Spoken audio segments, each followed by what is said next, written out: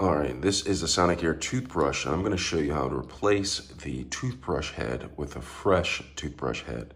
So it's been over 90 days, and my toothbrush has indicated that it's time for me to change it.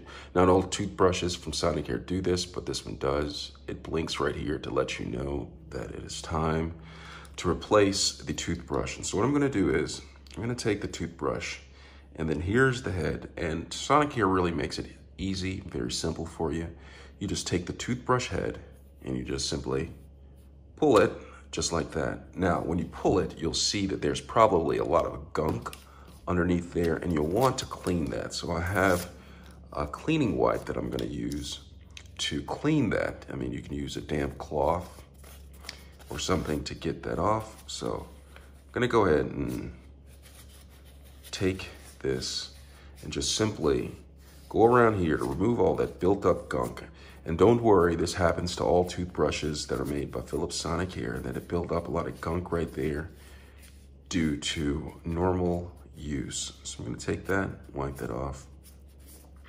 Make sure it's clean, the tip is clean. And then I'm going to go ahead and take the brush head right here, pull this off, and then I'm gonna snap it into place. And make sure that the brush head is lined up with where the on switch is.